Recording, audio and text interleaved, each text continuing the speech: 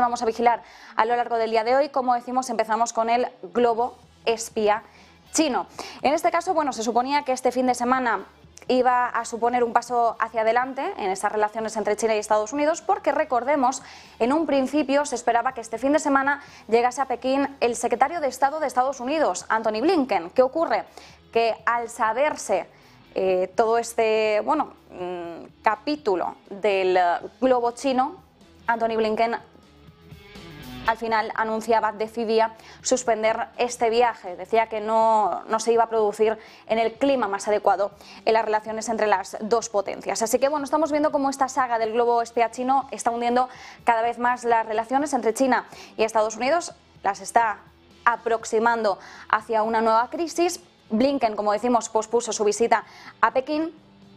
Y China mantiene o ha intentado mantener en todo momento un tono bastante defensivo pero cordial, diciendo que en ningún momento se trataba de un globo con motivos de espionaje, como decía el Pentágono. Las acusaciones del Pentágono, por tanto, han sido aplacadas de esta forma por China, que afirma que este globo tenía fines civiles de investigación climática, pero que se desvió accidentalmente.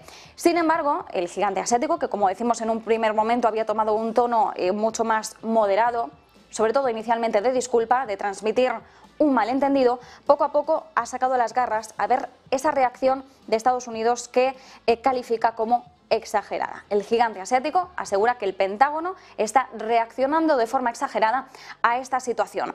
Este incidente nos indica, por tanto, y esa es la principal lectura que podemos hacer, que las relaciones entre ambas potencias no han tocado suelo. Como si de un gráfico bursátil se tratase, todavía vemos un margen para una mayor caída. El incidente del globo, de todas formas, solo supone una gota más en un vaso repleto de provocaciones y fracasos entre ambas partes en estas relaciones que se están fracturando cada vez con mayor profundidad.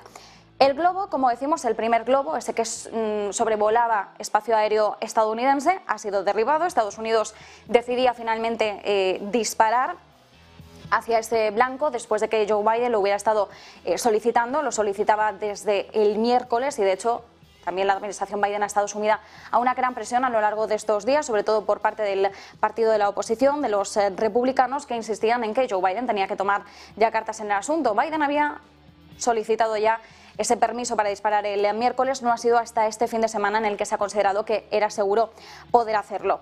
El gobierno de Biden ahora ha mandado ya buzos para encontrar esos restos de globo, como decimos, desperdigados en el océano, y espera, o al menos es la principal esperanza, encontrar un equipo, siguiendo con el argumento del Pentágono, un equipo que sea muy sofisticado, capaz de tomar imágenes en gran detalle y sensores con la finalidad de obtener mucha información. Eso es lo que espera encontrar en un primer momento la administración Biden. Sin embargo, si el discurso hasta el momento del gigante asiático es verídico, no tendrían por qué encontrar realmente ese tipo de equipo. Desde Estados Unidos, además, también quieren saber de dónde viene la tecnología utilizada por China en este globo aparentemente espía. Insistimos, esta es la versión de Estados Unidos. Sin embargo, ahora no solo tenemos que mirar a este globo, sino otro más, porque sí, ha aparecido un segundo globo y en este caso está sobrevolando la zona de América Latina. China mantiene en este caso el mismo mensaje que con Estados Unidos. Dice que se ha desviado accidentalmente de su trayectoria. Concretamente, dice que el globo es para fines civiles, es decir, que mantiene también una primera versión ya dada con Estados Unidos, que se ha visto afectado por el clima y que tiene una capacidad de dirección automática bastante limitada. Y ese sería el motivo por el cual parece que se ha desviado con relativa facilidad.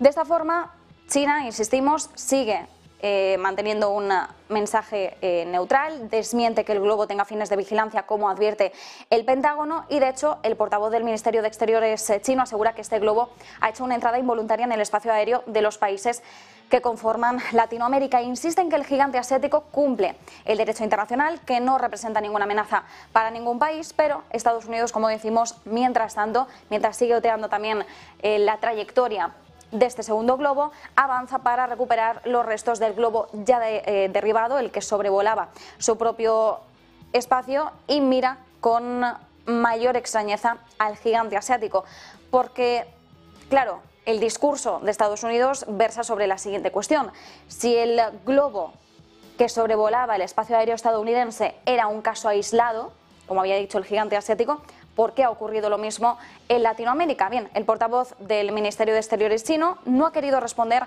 a por qué China ha perdido el control de 2 globos en el Océano Pacífico. Insiste el propio portavoz en que él no es un experto, así que no le conviene responder a esta pregunta. Así que entendemos que vamos a conocer a lo largo de las horas, a lo largo de los días, algún mensaje más detallado por parte del gigante asiático que pueda dar respuesta a esta situación y a los porqués que se están planteando, sobre todo desde Estados Unidos.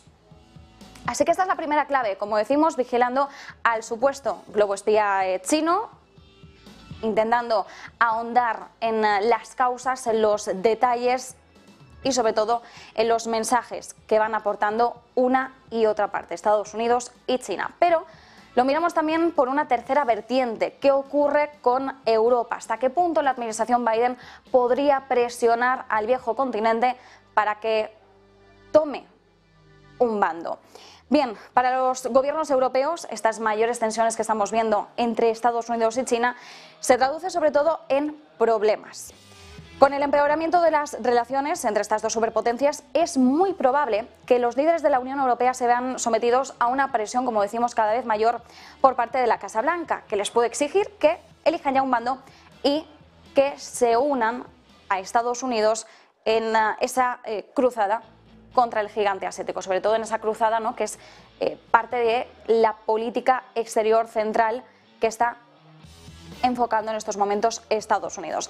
Eso por un lado, pero por otro tenemos que mirar a la guerra. ¿Por qué? Pues porque lo que teme Europa y lo que teme sobre todo Ucrania, ya lo hemos dicho que era una de las advertencias de Volodymyr Zelensky, es que Rusia esté preparando ahora mismo una nueva ofensiva en Ucrania durante las próximas semanas con motivo del aniversario de la guerra, que va a ser el 24 de febrero. Sin embargo, los diplomáticos europeos temen que este incidente del globo desvíe la atención de Estados Unidos, es decir, que Estados Unidos ahora mismo no esté tan centrado en el problema urgente geopolítico de la guerra en Ucrania, sino que desvíe la atención hacia China, en un momento en el que sobre todo Ucrania necesita del apoyo estadounidense. Ya hemos visto cómo el apoyo de Estados Unidos es crucial porque Europa flaquea y mucho en esa capacidad militar.